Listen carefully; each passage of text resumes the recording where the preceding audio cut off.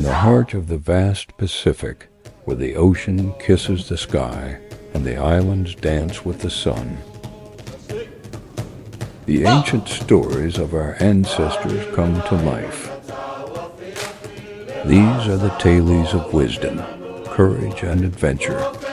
Welcome to the Tales of the Islands.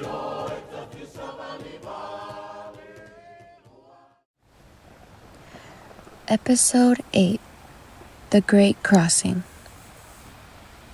The wind carried whispers across the Pacific. Warnings wrapped in gusts. Rumors surfacing like waves before a storm. Something stirred in the east. Beyond the reefs and friendly shores, a foreign vessel had been spotted near Tonga. Not a waka, not a trader, a war canoe, carved with unfamiliar shapes and bearing a flag no island elder recognized.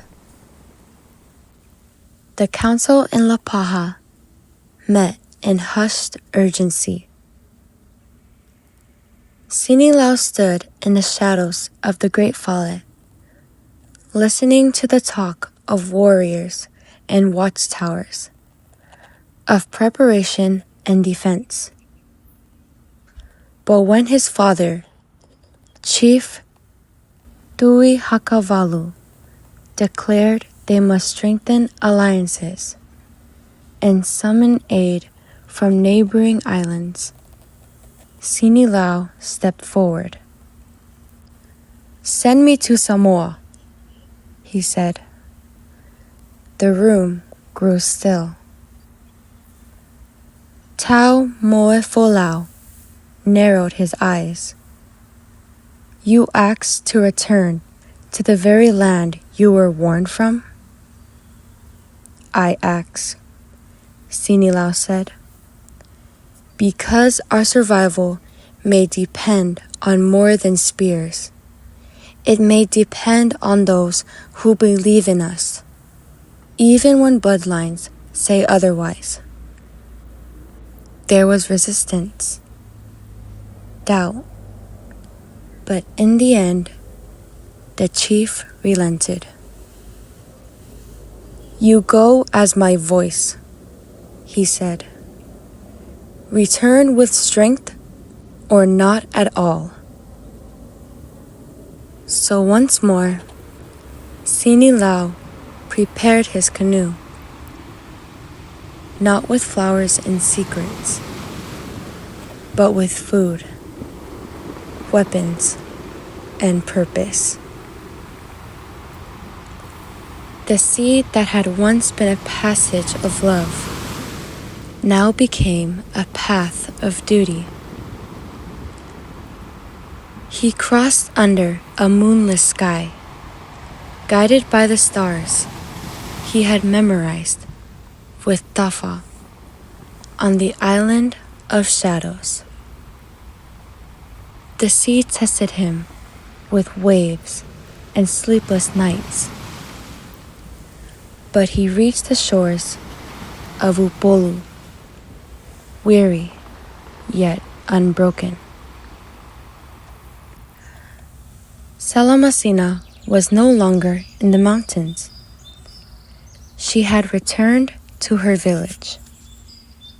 No longer just a chief's daughter, but a woman of weight and wisdom.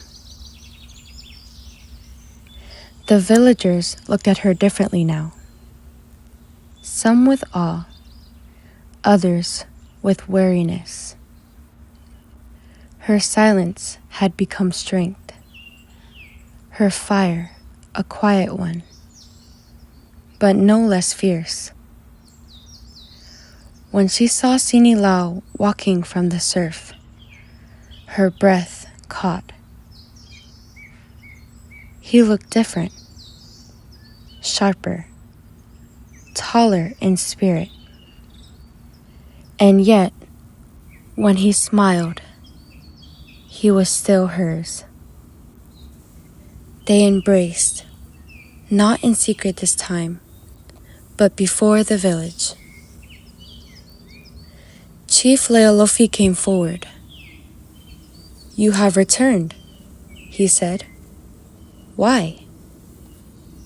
Sinilau bowed his head. "Not only for her, but for all of us.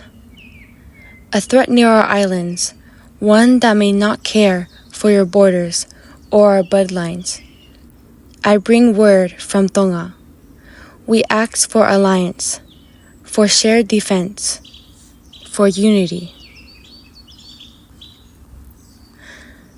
There was murmuring, doubt, but then Salamasina stepped beside him. "You may not believe his words," she said, "but you know mine. I say this: if the sea brings danger, let us face it as one canoe, not many." Her father studied her long, then gave a slow nod.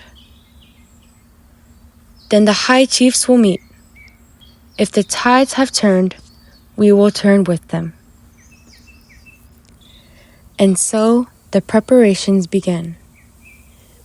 Meetings between villages, exchanges of names and promises.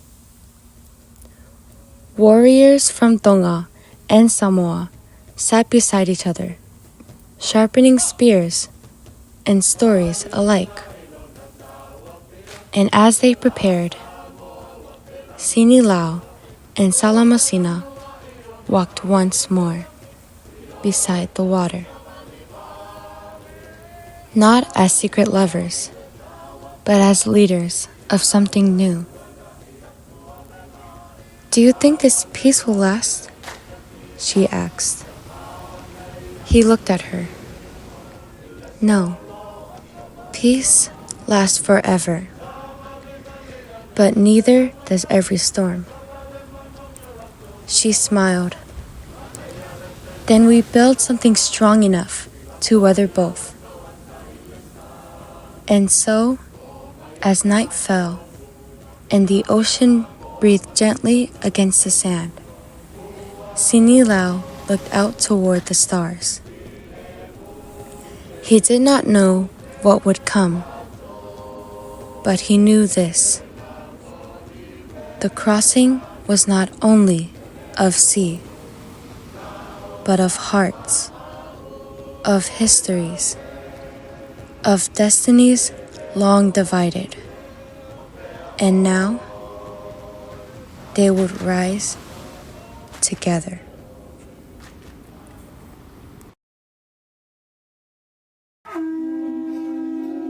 That's all for today, folks. Remember to like, comment, and subscribe.